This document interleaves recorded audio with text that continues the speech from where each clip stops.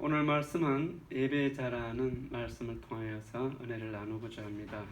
예배에 참여하지 못한 성도 여러분들 영상을 통하여서 은혜를 받으시기를 원합니다. 성도 여러분들을 주님의 사랑으로 사랑합니다. 요즘 우리나라는 우한 필요 때문에 정말 여러 가지 많은 고통과 어려움을 당하고 있습니다. 이 우한폐렴이 처음 시작될 때에 우리나라 의사협회에서 3번에 걸쳐서 정부에 중국인들 들어오면 안 됩니다, 이렇게 정부에 요청을 했습니다. 근데 정부는 그 의사협회의 말을 듣지 않고 우한폐렴이 초기 단계에 중국인들을 받아들였습니다. 몇 명을 받아들였느냐? 60만 명을 받아들였어요. 60만 명의 중국 사람들이 와가지고 우리나라 곳곳을 돌아다니게 됩니다. 서울, 부산, 대구, 광주 이런 곳에 돌아다녔던 그 중국 사람들에 의해서 우리나라에 우한폐렴이 이제 전파되게 되었겠죠. 이미 그때 입국하는 사람들이 우한폐렴 걸려가지고 우리나라의 병원에 있다가 간 사람들도 있습니다. 그러니까 그러한 사람이 한두 사람이었겠습니까? 그러니까 이미 그때 우한폐렴은 우리나라에 전파되게 되었고, 2차적으로는 신천지를 통하여서 또 이 우한폐렴이 급성적으로 이제 전파되게 되는데, 이것이 어디에서 시작됐는지 분명히 알 수가 없어요, 문제는. 그래서 두 번째 이제 파장이 일어나게 되고, 세 번째는 게이클럽에서요, 동부천동에서 게이클럽에서 많은 환자가 그 당시 나타났습니다. 수백 명이 나타났는데, 문제는 그곳에 온 사람들 가운데 몇천 명이 연락이 안 되는 거예요. 연락이 안 되니까 이 게이클럽에 왔던 사람들이, 그 당시 그 동부천동에 있던 사람들이 그 사람들로 인해서 어디 사는지도 모르고 전국적으로 그 사람들이 다 오더라고 보니까 전국적으로 이 우한폐렴이 확산되었던 것으로, 퍼져나갔던 것으로 보여지게 됩니다. 그 다음부터는 원인 모를 어디에서 시작된지 알 수도 없는 그러한 우한폐렴이 나타나게 되었고, 8.15를 앞두고 이제 교회에서 네 번째는 이제 확산이 되게 됩니다. 그러니까 지난주 말씀처럼 이제 사랑제일교회가 13일 정도부터 환자들이 나타나게 되었고, 또 다른 한 교회에서 또 우한폐렴이 좀 나타나게 되었습니다. 이 병균이 사람 몸에 들어가게 되면은 바로 환자로 되는 것이 아니고 잠복 기간이 있죠. 그래서 한 5일이나 한 14일 그 사이에 주로 우한폐렴의 증상이 나타나게 됩니다. 그 13일 날 우한폐렴이 나타났다면 최소한 8월 초순에 걸린 거예요. 8월 10일 이전에. 이 강화문 집회를 자꾸 정부에서 이야기하는데, 사실 강화문 집회와는 관계가 없습니다. 이전에는 정부에서 직접, 야외에서는 걸리지 않으니까 여러분 여행 많이 다니세요, 정부에서 그렇게 이야기를 했다고 해요. 근데 강화문 집회 자꾸 이야기하는 것은 이러한 우한폐렴의 확산을 이 강화문 집회에 떠넘기는 그러한 가운데 있는 거죠. 근데 문제는 이러한 그 바이러스가 나타나게 되면은 그 원인이 어디인지 이것을 막을 생각을 해야 되는데, 책임을 전가시키려고만 하는 그러한 정부의 모습을 보게 됩니다. 지금도 식당에 가게 되면 마스크 다 벗고 밥 먹고요, 마스크 다 벗고 카페에서는 커피를 마셔요. 근데 교회는 마스크 다 쓰고 예배를 드리는데 우한폐렴 걸릴 가능성이 어디에가 있겠습니까? 식당이나 카페에 있는 거예요. 7,000명 되는 수원의 어느 교회가 우한폐렴이 걸렸던 확진자가 한 사람이 있었어요. 그러니까 매스컴에서 어떻게 나가느냐 하면은, 그 교회에서 환자가 교회에서 나왔다 이러니까 그 교회를 막 방송국에서 비난을 했습니다. 근데 그 7,000명을 다 조사해보니까 한 사람도 안 나타났어요. 그러니까 그 환자가 밖에서 걸려 교회로 들어오는 환자지 교회에서 확진자가 나온 것이 아니에요. 여의도 순복음교회 20명 정도 확진자가 나왔다 그러는데 거기도 여의도 순복음교회에서 일일이 어디서 이 사람이 확진이 되었는지 다 외부에서 돼서 안에 들어온, 그러니까 소속이 여의도 순복음교회 소속이다 이 말이에요. 교회에서 확진자가 된 것이 아니고. 그런데 이 언론에서 교회 사람이 확진이 되게 되면 교회에서 다 걸렸다고 이런 엉터리로 지금 방송을 하고 있는 거예요. 이게 참 안타까운 거죠. 그리고 확진자가 나오면은 그 교회만 예배를 드리는데 제재를 하든지 해야지. 이 정부는 어떻게 된 건지 교회만 계속 핍박을 하고 있는 겁니다. 교회만. 말이 안 되는 거죠. 미국의 경우를 한번 보겠습니다. 미국의 경우에는 코로나 바이러스가 이제 심화되니까 미국에서는 트럼프 대통령이 어떻게 했냐, 제일 먼저 문을 닫은 것이 카지노입니다. 카지노가 제일 먼저 문을 닫고 그 다음에 더 확산이 되니까 그 다음에 닫았던 것이 유흥업소예요. 유흥업소 문을 닫고 세 번째 백화점이 문을 닫습니다. 네 번째는 교회 문을 닫으라고 말한 것이 아니고 50인 이상 모이지 못하도록 했어요. 그러니까 교회에서 자동적으로 그때부터 예배를 교회에서 자동적으로 중단을 하는 것이죠. 이게 맞는 겁니다. 이게 원칙인 거죠.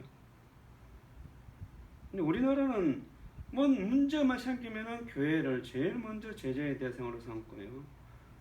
교회가 뭔 어떤 우한폐렴을 일으키는 그런 발언진 것처럼 그렇게 엉터리로 방송을 하고 언론에서 이야기하고 있는 것을 보게 됩니다. 교회의 어떤 제재를, 교회의 어떤 결정을 하기 위해서는 적어도 교회에 대한 그 지도자들하고 좀 이야기를 해야 될 거잖아요. 그리고 사실 정부 정책을 하는 사람들이 이러한 바이러스에 대한 문제 같으면 여기에 대한 전문가들하고 이야기를 해서 어떤 정책을 펴나가야지, 이거는 정치를 하기 위하여서 이 바이러스를 이용하는 희한한 정부에 우리가 그러한 정부 가운데 우리가 살아가고 있는 것을 보게 됩니다. 로마에서 불이 났을 때가 있었습니다. 불이. 네로의 향기 때 자기가 불을 다 질렀어요. 로마 시내에. 그러니까 사람들이 원성이 높아지니까 이 네로의 형제가 기독교인들이 불을 질렀다. 그래서 기독교인들을 그때 수많이 죽였던 것이죠. 그 기독교인들은 그 당시에 죽어가면서 하나님 앞에 찬양하고 예배했던 것이에요. 오늘날 이 나라의 꼴을 보면은, 모습을 보게 되면은 이 로마의 네로 황제 때와 같은 그러한 느낌을 저는 받고 있습니다. 한국 교회에 가면 바이러스의 온상인 것처럼 모든 죄를 뒤집어 씌우려고 하는 이러한 모습을 보면서 참으로 마음에 너무나 안타까운 것이죠. 오늘 우리는 예배자라는 말씀을 통해 성경의 예배자들에 대한 것을 살펴보기로 합니다. 첫 번째, 창세기 4장에 보면은 가인과 아벨이 하나님 앞에 제사를 드려요. 예배를 드리는 것이죠. 근데 가인은 열매로 하나님께 예배를 드리고 아벨은 양으로 예배를 드립니다. 그때 하나님께서 아벨이 드리는 그 양을 하나님께서 그 제사를 받으시고 응답을 해주시는 거예요. 그러니까 가인은 행인데 동생을 하나님께서 제사를 받으시는데, 예배를 받으시는데 자기가 드리는 예배는 안 받는단 말이에요. 그러니까 가인이 막 분노하게 됩니다. 그래서 아벨을 가인이 들로 데리고 와서 들에서 가인이 아벨을 쳐서 죽이게 되는 것이죠. 죽이게 됐어요. 이 가인의 후예들은 계속 어떻게 됐겠어요? 하나님의 징계의 대상이 되는 겁니다. 징계의 대상. 두 번째 예배에 대해서는 창세기 8장에 볼 것 같으면은 노아가 방주에서 나와가지고 하나님께 제일 먼저 한 것이 뭐냐면 바로 이 제단을 쌓던 거예요. 하나님 앞에 제사를 드리니까 정결한 짐승을 모두 하나님께 제단을 이제 제사를 드렸다, 제물로 드렸다고 그럽니다. 자, 그럴 때에 하나님께서 이 노아의 자녀들에게 축복을 해주십니다. 그러면서 하나님께서 하시는 말씀이 너희가 어려서부터 항상 악한 줄을 내가 알지만은 너희들을 축복해 주신다고 그랬어요. 예배 드리는 자가 악해요서네요. 악하다는 거죠. 악하지만은 내가 너희를 축복해 주시겠다라고 하는 거예요. 와, 대단한 거죠. 왜? 하나님 앞에 드려지는 그 예배가 피의 제사였기 때문에 드리는 그 피의 제사를 통하여서 하나님께서 이 노아와 노아의 자녀들에게 그 예배를 받으시고 그들의 죄를 대속해 주신다는 그런 의미가 있는 거예요. 그리고 그들에게 축복해 주시는 것이죠. 짐승의 피가 사람의 죄를 깨끗하게 할 수는 없습니다. 그래서 하나님께서 이 땅에 예수 그리스도를 보내서 예수 그리스도를 통하여서 우리를 정결케 하시고 그 피를 믿는 자를 하나님께서 뭐예요? 깨끗하게 하시고 그 피를 믿는 자를 하나님께서 뭐 하는 것이에요? 축복해 주신다는 거예요. 축복해 주신다. 예배를 잘 드려야 뭐 하는 것을 알 수 있어요? 하나님이 축복해 주신다는 것을 알 수가 있습니다. 아멘. 예배자입니다. 예배자. 그래서 하나님께서 이렇게 말씀합니다. 생육하고 번성하여 땅에 충만하라. 땅의 모든 짐승과 공중의 모든 새와 땅에 기는 모든 것과 바다의 모든 물고기가 너희를 두려워하며 너희를 무서워하리니 이것들을 너희의 손에 붙였습니다. 이렇게 9장 1절부터 2절에서 말씀합니다. 이 땅에 있는 모든 것들을 하나님께서 이 노아와 노아의 자녀들에게 주었다라고 하는 것이죠. 예배를 하는 것이 그렇게 중요해요. 예배를. 그리고 세월이 흘러서 이제 하나님께서 아브라함을 불러서 가나안 땅으로 인도를 하게 되죠. 그럴 때에 이 아브라함의 특징이 예배를 잘 드리는 사람이에요.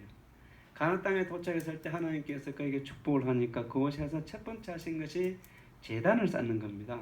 제단, 예배를 드린다는 것이죠.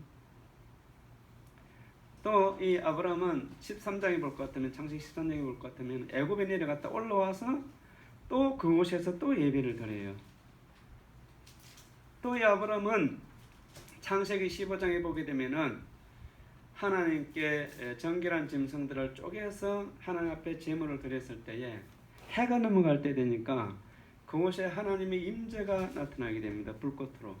그러면서 하나님께서 아브라함에게 말씀을 해요. 축복의 말씀을. 내가 애굽의 시내로부터 유브라데스의 강까지 그 땅을 너에게 주겠다라는 겁니다. 야, 아브라함 홀로 그때 아직도 이삭이 태어나기 전입니다. 그 아브라함에게 하나님께서 어마어마한 축복을 주시는 거예요. 무엇을 받으시고 그 하나님 앞에 드리는 제사를 받으시고 예배를 받으시고 하나님께서 아브라함에게 축복해 주시는 것입니다. 예배는 하나님께 소리 가운데 축복해 주시는 축복의 통로인 것이에요. 예배는 하나님께 소리 가운데 베풀어 주시는 은혜의 통로인 것입니다. 그래서 우리는 예배를 통하여서 하나님께 영광 돌려드릴 뿐 아니라 하나님을 영화롭게 하는 삶을 살아야 될 줄로 믿습니다. 아브라함의 예배의 절정은 이삭을 하나님 앞에 드리는 데 있었습니다. 그러니까 아브라함은 평소에 하나님 앞에 예배를 잘 드렸던 사람이기 때문에 하나님께서 너 아들을 드리라 그러니까 드릴 때마다 아브라함은 뭘 받았어요? 축복을 받았어요. 그러니까 이삭을 드리라 그래도 하나님께서 지금까지 아브라함이 자기의 믿음을 되돌아볼 때에 예배를 드릴 때마다 하나님의 축복과 역사가 있었기 때문에 이삭을 하나님 앞에 제사를 드린다 할지라도 하나님께서 그 제사를 드리는 과정에 분명한 하나님의 뜻이 있을 것이라고 하는 것을, 역사가 있을 것이라고 하는 것을 아브라함은 알았던 것이죠. 그래서 예배를 담대하게 이삭을 진짜 번제로 하나님 앞에 드리려고 모리아산으로 데리고 가지고 칼로 찌르려고 했어요. 그때 하나님께서 아브라함을 부르시죠. 아브라함아, 아브라함아 부르시고 이제는 내가 나를 사랑하는 줄 알겠다 하면서 그 이후로부터는 하나님께서 아브라함에게 절대적으로 뭐 하잖아요? 고난을 주지 않습니다. 축복과 행통의 길만 그곳에 있게 되었던 것이죠. 성도 여러분, 이 영상을 보고 예배를 드리는 성도 여러분, 예배에 성공하시기를 원합니다. 예배를 드릴 때 하나님의 은혜가 여러분들에게 충만하기를 원합니다. 예배를 통하여서 축복을 받아야 돼요. 근데 이와는 정반대로 성경에 보면은 예배를 방해하는 사람이 있습니다. 여러분 이걸 잘 봐야 돼요. 영적으로. 자, 이스라엘 백성들이 이제 애굽에 있었죠. 그래서 하나님께서 모세를 불러서 모세에게 하나님이 시킨 첫 번째 사명이 뭐냐면은 내가 바로에게 가가지고 이스라엘 백성들을 사할 길로 가서 내게 제사를 드릴 수 있도록 하라, 이렇게 말씀을 하였어요. 그래서 모세가 누구에게 가서요? 바로에게 가가지고 우리 백성들을 사할 길로 가서 예배 드릴 수 있고 돌아오게 하소서, 우리가 사할 길로 가서 제단을 쌓게 하소서, 이렇게 요청을 하게 됩니다. 그런데 이 바로가 허락을 했어요? 안 했어요? 안 했어요. 그렇죠? 하지 않았어요. 그리고 바로가 그 허락을 안 했을 뿐 아니라 이 예배 드리는 것을 가로막고 이스라엘 백성들에게 집도 주지 않냐고, 벽돌로 만드는데 그전엔 집을 주었어요. 집도 주지 않냐고 너희들이 집을 구해가지고 벽돌로 만들으라고 그랬어요. 그러니까 집이 없으면은 벽돌을 제대로 만들 수가 없습니다. 안 돼요. 벽돌로 만들려고 그러면은 흙을 가지고 벽돌을 만들 때에는 집이 있어야 이것이 흙이 갈라지지 않고 그대로 모양이 유지가 되는 것이죠. 그런데 이 바로가 그 집도 주지 않고 벽돌 만드는 개수는 똑같게 하도록 그렇게 이제 명령을 하였던 것이죠. 예배하러 가는 사람을 가로막는 것뿐 아니라 더 고난을 그들에게, 이스라엘 백성들에게 주었던 것입니다. 출애굽기 5장 3절에 보면 그들이 이르되 히브리인의 하나님이 우리에게 나타나셨은즉 우리가 강야로 사흘 길쯤 가서 우리 하나님 여호와께 제사를 드리려 하오니 가도록 허락하소서 했습니다. 자, 이러한 요청을 받아들이지 아니했던 것입니다. 이 일로 인하여서 바로는 이 애굽 땅에 10번의 재앙을 거치면서 10번의 재앙을 거치게 됩니다. 첫 번째 하나님의 요청을 받아들였다고 한다면은 이 10번의 재앙이 애굽 땅에 안 오는 거예요. 그러니까 이 예배를 방해한 이 바로에게 하나님께서 뭘 내리는 거예요? 징계를 내리게 됩니다. 징계. 그리고 그의 장자가 죽게 되고 애굽의 모든 장자가 죽게 되는 그러한 성경의 말씀을 우리가 보게 됩니다.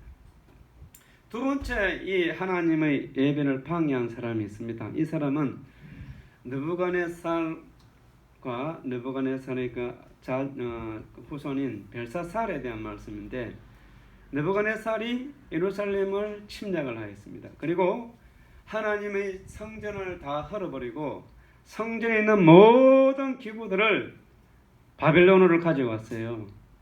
그리고 그것을 그들의 신의 창고에 그 기물들을, 성전의 기물들을 넣어 놓았던 것입니다. 자, 그리고 세월이 흘렀습니다. 벨사사라는 왕이 이제 이 자기들의 그 창고에 있는 하나님을 예배하던 그 기구들을 가지고, 잔들을 가지고 나오게 해서 그 하나님께 드려야 될 예배의 대상은 하나님께만 사용됐던 그 잔을 자기들이 술을 먹고 마시는 거예요. 그걸 가지고 행락을 부리고 하는 것이죠. 자, 그럴 때에 그럴 때에 손가락이 나타나서 벽에 글이 쓰여지게 됩니다. 메네 대겔 우바라신이라고 하는 그러한 글이 쓰여지게 되는 거예요. 근데 그 글을 알 수가 없죠. 그래서 거기에 있는 사람들이 이제 웅성거리게 되고 그것을 해석할 수 있는 사람을 찾게 되는데 그때 다니엘을 부르게 됩니다. 다니엘서 5장에 보시면은 그래서 다니엘이 벨사살 왕 앞에 이제 가게 되니까 벨사살 왕이 내가 이것을 해석하면은 내가 보물도 주고 이 나라의 권력자 3위에 올려주겠다. 이러한 이제 말을 합니다. 그럴 때 다니엘이 금도 필요 없고 권력도 필요 없다. 그것은 이제 해석에 나갑니다. 왕의 날이 이제 끝났다는 거예요. 면회라고 하는 것이 왕의 날짜는 다 찼어. 하나님의 진노의 날짜가. 예? 그리고 대결이라고 하면 당신은 하나님께서 달아보니까 저울에 달아보니까 거기에 미치지 못한다는 거예요. 그러니까 하나님의 정의와 공평에 어긋난다는 거죠. 세 번째는 뭐냐면은 우바라신이라고 하는 말은 베레스라는 것은 터졌다는 뜻이거든요. 그러니까 당신 나라는 망한다는 거예요. 찢어지게 망한다는 거죠. 메디아 파사에 의해서 멸망을 나중에 하게 되죠. 근데 이 일이 다니엘이 그 말씀을 해석하는 그 밤에 일어나는 거예요. 바벨론의 성곽은 높이가 50m가 됩니다. 사람이 넘을 수 없는 곳이에요. 사람이 바벨론의 성 안으로 들어가려고 하면은 성문을 통하지 않으면 들어갈 수가 없어요. 그런데 당시에 메디아 파사가 어떻게 하느냐 하면은 장사꾼으로 위장을 하여서 사람들이 그 성 안으로 들어가게 됩니다. 그 성 안에 들어갔던 사람들이 잔치가 한참 안에 열리고 있었을 때에 다 사람들이 그 안에서 모여서 가지고 들어온 무기를 갖다가 끄집어내고 잔치를 하는 그 벨사살 왕의 그 잔치장으로 들어가서 그 자리에서 다 죽여버리는 거예요. 그리고 바빌론이 망하게 됩니다. 이 성은 넘을 수 없는 성이에요. 높이가 50m예요. 그 위에 사람들이 집을 짓고 또 살아요. 그 안에는 유브라데스 강이 흐릅니다. 밖에서 아무리 포위를 해도 이 성은 무너질 수 없는 성이에요. 그런데 그날 밤 하늘 앞에 예배하는 그 기구를 자기들의 향락을 위하여서 사용할 때에 하나님의 진노가 정확하게 그 시간에 페르시아 군대에 의해 가지고 벨사살 왕이 죽게 돼요. 이건 역사적인 과정에도 다 나오는 겁니다. 오늘날 우리나라 현실을 보십시오. 정치 세력의 건세를 이용해서 한국교회를 얼마나 탄압하는지를 우리가 알 수가 있습니다. 중국과 북한 같지는 않지만은 기준도 없고 원칙도 없고 제 마음대로 하고 있어요. 오늘 말씀은 우리가 예배자에 대한 말씀을 계속 보고 있는데 오늘 본문 12장 1절과 2절을 보시면은 그러므로 형제들아 내가 하나님의 모든 자비하심으로 너희를 권하노니 너희 몸을 하나님이 기뻐하시는 거룩한 산 제물로 드리라. 이는 너희가 드릴 영적 예배니라. 영적 예배니라. 우리 몸을 어떻게 드리라고 그랬어요? 우리 몸을 어떻게 예배를 드려요? 산 제물로 드리라는 거예요. 산 제물로. 자, 우리 예배자는 우리 몸이 산 제물이 되어야 됩니다. 제물. 영상으로 예배드리는 성도 여러분, 여러분들이 예배를 드릴 때에 이 예배자의 자세는 산 제물이 되어야 된다. 산 제물. 제물은 죽어야 돼요. 살아야 돼요. 죽어야 되죠. 살아서는 제물이 될 수가 없어요. 죽입니다. 어떻게 죽이느냐? 이스라엘 백성들은 이 제물을 죽일 때에 큰 뭐예요? 도끼를 가지고 딱 쳐서 죽이는 것이 아니고 다리를 묶고요. 소나 양의 다리를 딱 묶고 그리고 넘어뜨립니다. 그러면은 발버둥을 못 치죠. 머리로 콱 눌리고 머리로 올라가는 동맥을 자르는 거예요. 그럼 피가 쫙 빠져나옵니다. 몸에 있는 피가 전부 다 빠져나오고 난 다음에 각을 뜨는 거예요. 그래가지고 안에 있는 지저분한 것들을 다 덜어냅니다. 그리고 하나님 앞에 제단을 쌓는 거예요. 산제사라. 여러분 약간 아이러니하죠. 살아있으면 살아있는 것이지 산제사라니. 자, 우리가 이건 영적인 예배라고 그러죠. 산제사가. 우리가 산 제물이 되어야 된다는 것이에요. 내가 살아있지만은 죽어서 하나님 앞에 바쳐진 그 진성처럼 내가 되어야 된다는 거예요. 그것이 예배자라는 것이죠. 자, 짐승을 죽여서 피를 다 뺐고, 그리고 그 안에 있는 모든 내장이 안에 들어있는 똥 같은 것들을 다 걷어냅니다. 자, 그럴 때에, 그리고 나서 이제 하나님 앞에 그 제물이 들어지게 되는 거예요. 예? 산 제사로 우리가 이러한 제물로서 이 땅에 살기 위해서는 내 속에 있는 육신적인 죄악과 허물이 다 빠져나가야 돼요. 짐승 속에 있는 모든 지저분한 것들이 다 빠져나오고 난 뒤에, 그리고 그 제물이 드려지는 것처럼 우리가 산 제사의 제물로 예배자로 삶을 살기 위해서는 내 속에 있는 육신적인 욕망이라든지 세상에 있는 것들이라든지 세상에 있는 모든 죄와 허물이 예수 그리스도의 보혈을 통하여서 깨끗하게 씻겨 나갈 때에 산 제물로서 이 땅에 우리가 살아가게 되는 줄로 믿습니다. 예배자로서의 삶을 살게 되는 줄로 믿습니다. 아멘, 아멘. 자, 성경을 보면 오늘 본문은 바울이 이 말씀을 우리 가운데 성령을 통해 전해주시는 말씀인데, 바울의 모습은 그렇게 살았어요. 산 제사로 드리면서.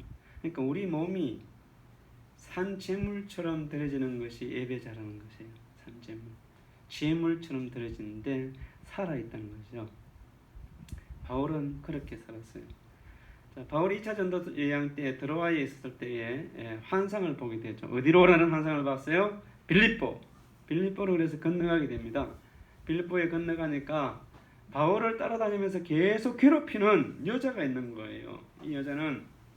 이 사람들은 지극히 높은 하나님의 종으로서 구원의 길을 너희에게 전하는 자라 하였습니다. 이렇게 막 하면서 여러 날을 계속 괴롭히는 거예요. 그러니까 바울이 안 되겠다 하여서 이 여인을 행하여서 나사렛이라는 말은 없고 예수 그리스도의 이름으로 명하노니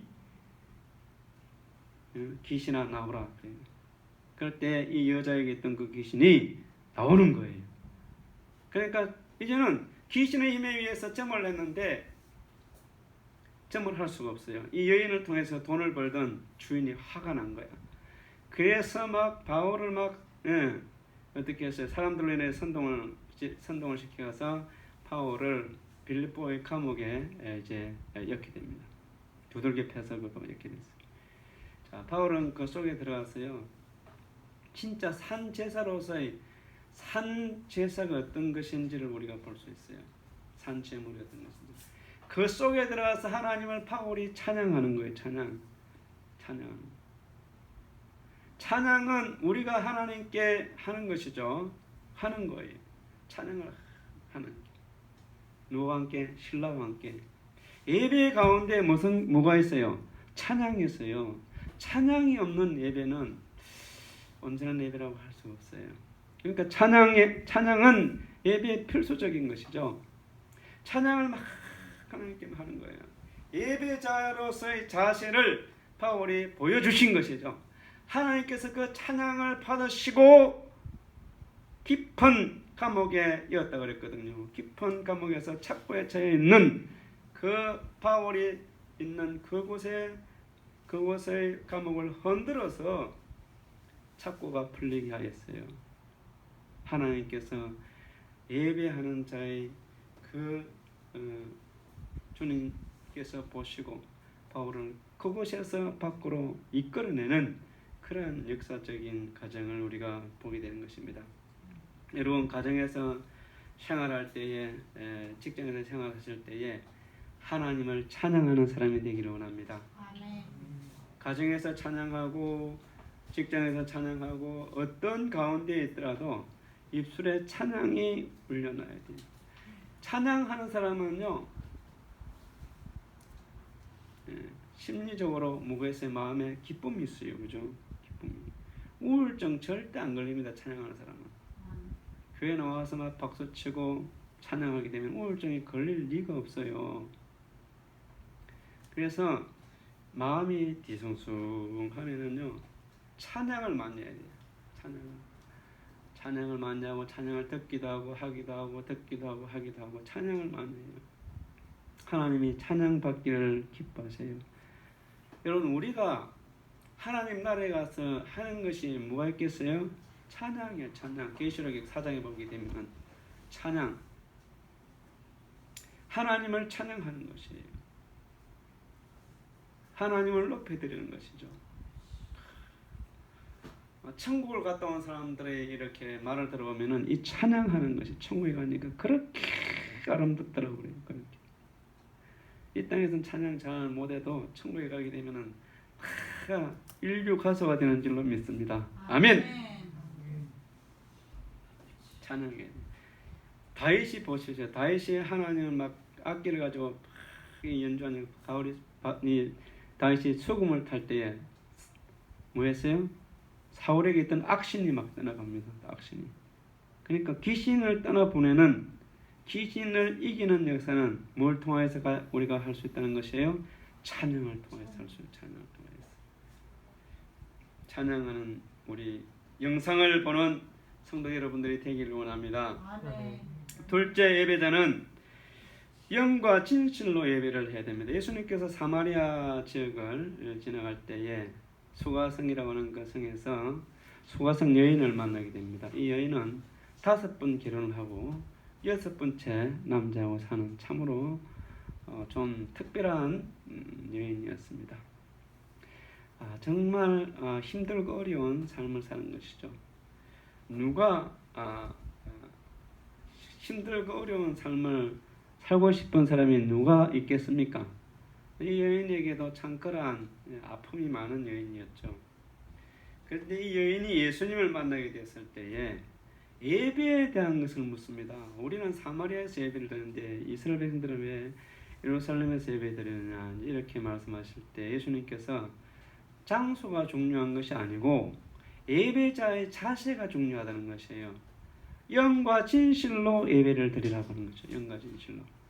이전 성경은 신령과 진정으로 예배를 드리라고 그랬어요. 새로운 번역에서는 영과 진실함으로 예배를 드리라. 그러니까 우리가 예배를 드릴 때에 영적인 예배가 되어야 돼요. 영적인 예배. 영적인 예배가 되어야 될 줄로 믿습니다. 진실한 예배를 드려야 돼. 진실한 예배. 하나님은 외모를 보지 않냐고 뭘 본다고 그랬어요? 우리의 중심을 보십니다. 우리 중심. 그래서 오늘 본문 말씀 그 12장 2절에 보면 너희는 이 세대를 본받지 말고 오직 마음을 새롭게 함으로 변화를 받아 하나님의 선하시고 기뻐하시고 온전하신 뜻이 무엇인지 분별하도록 하라. 이렇게 말씀을 하였습니다. 영적인 예배자라고 하는 것은 이 시대를 본받지 않는 거예요. 이 시대의 흐름에 휩쓸려서 가지 않는 겁니다. 이 시대가 어떠하든 하나님의 백성들은 어떻게 되어 있어요? 성령으로 인하여서 우리가 거듭나고 그 가운데 하나님의 뜻이 무엇인지를 바르게 분별하는 삶을 살아야 돼요. 세대를 본받지 않아야 돼요. 예수 믿는 사람들은 이 시대를 변화시키는 사람들이 되어야 돼요. 변화시키는 사람들이 이 시대에 휩쓸려가는 사람들이 아니고 70년대, 80년대는 영화관에 가게 되면 기독교 영화가 인기가 좋았습니다. 낮은 데로 임하소서, 우리나라 영화 가운데 또 이제 외국 영화 가운데는 베너와 같은 소돔과 고모라 뭐 이런 또 쉽게 이런 것들이 영화에서 최고, 극장에 가면 최고였어요. 수많은 사람들이 그 당시에 막 그런 영화를 보고 막 예수 믿고 교회 나오고 막 그랬습니다. 근데 지금 영화박간에 보면은 믿음과는 전혀 없는 대부분의 그러한 영화를 우리가 보게 됩니다. 정말 신앙을 갖기는 어려운 그러한 영화들이 있어요. 근데 문제는 무엇이겠어요? 자, 이 문화적인 면에 있어서 주류가 바뀌었다는 거죠. 이쪽에는 기독교인들이 문화의 주류 사이, 그 사이에 주류를 이루어서 그러한 문화를 시대를 만들어 갔어요.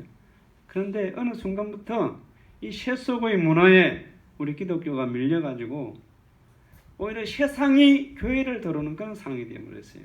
과거에는 교회가 세상을 이겼는데 세상을 변화시켜 나갔는데 이제는 이 시대의 사조가 성도들을 변화시켜 나가고 있어요. 이 시대의 사조가 성도들을 변화시킨다는 것은 뭐예요? 신앙을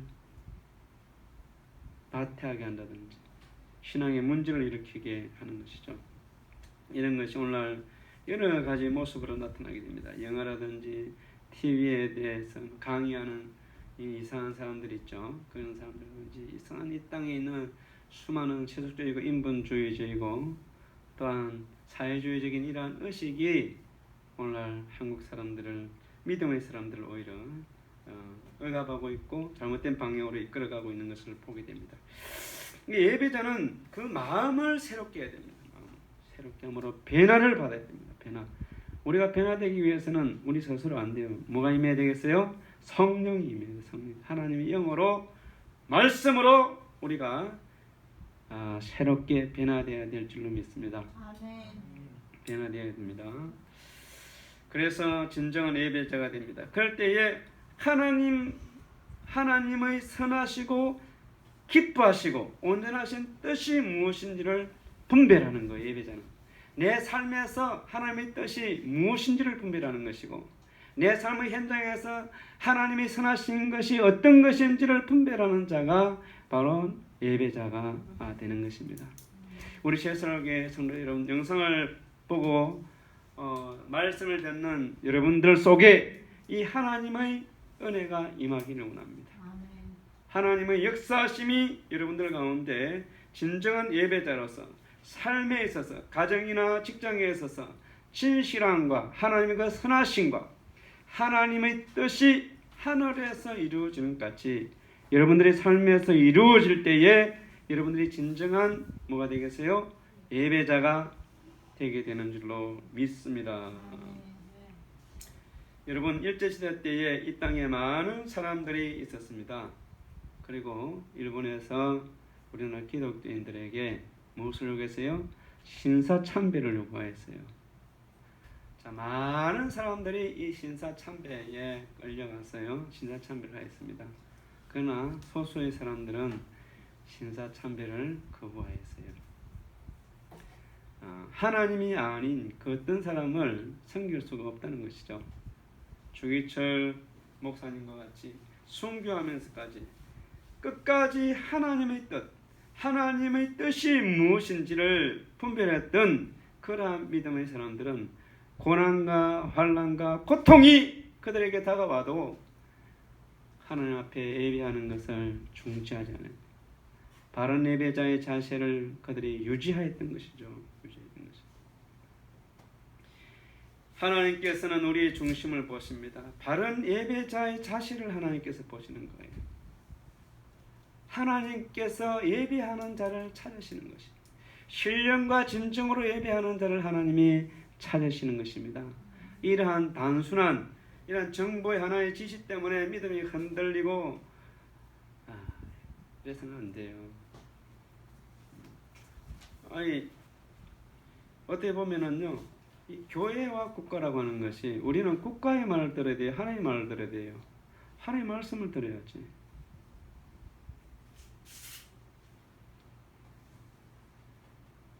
물론 이러한 여러 가지 우리가 상황적인 것을 잘 판단을 해야 되겠지만은 이 빨리 코로나 바이러스가 끝날 수 있도록 우리가 기도해야 됩니다. 그러나 어떤 사람이든 자기의 신앙을 결정할 때는 하나님의 뜻이 무엇인지를 봐요. 예배를 드릴 것인가 안 드릴 것인가 라고 하는 그 생각을 할 때에 하나님께서 원하시는 것이 무엇인지를 생각해야 돼요. 하나님께서 원하시면은 원하신 대로 하는 거예요. 예배드리다가 순교도 할 수 있어요. 순교. 오늘 말씀을 맺겠습니다. 예배자의 자세는 소가성 여인에게 주님께서 하신 말씀처럼 예배를 드릴 때에 영적인 예배를 드립니다. 영적인 예배. 형식적인 예배가 아니고, 그리고 예배자는 진실하게 예배를 드려야 돼요. 하나님께서요 다 하셔요. 하나님은 우리의 중심을 보시는 겁니다. 그리고 우리는 예배자는 이 세상에서 바르게 삶을 사는 거예요. 이 예배자, 이게 산제사로 드린다는 것은 내 삶이 예배자가 되어야 된다 이 말이에요. 예배자. 그러니까 가정에서나 직장에서나 예배자가 되어야 될 줄로 믿습니다. 아멘. 내 몸을 하나님께 드리는 예배자가 되는 저와 여러분이 되기를 원합니다. 아멘. 기도하겠습니다. 이 땅에 기도하겠습니다. 제가 기도하겠습니다. 하나님 아버지 감사합니다. 우리가 어려운 시대에 있습니다. 그러나 하나님의 뜻이 무엇인지를 잘 분별하여서 항상 우리가 영적으로 하나님 앞에 예배드리게 하여 주시고 신실하게 예배드릴 수 있게 하여 주옵소서. 아멘. 세상에 흔들리지 않게 해주시고 환경에 흔들리지 않게 해주시고 순교자들이 믿음으로 살았던 것 같이 하나님의 뜻을 따라 살았던 것 같이 우리가 그러한 예배자가 되게 하여 주시기를 원합니다. 바울 사도는 감옥에서도 하나님 앞에 예배하고 그가 고난과 환난을 당할 때마다 그는 하나님 앞에 예배자의 자세로 사는 것을 중단하지 아니했습니다. 로마의 감옥에서 또 배가 파산하는 가운데서도 그가 고문을 당할 때라도 하나님 앞에 예배하는 자세가 흔들리지 아니했던 것 같이 아버지 하나님 우리 가운데 어떤 환난이 고난이 앞으로 다가온다 할지라도 흔들리지 않는 예배자가 되게 하여 주시옵소서. 예수님의 이름으로 감사하며 기도드리옵나이다. 아멘.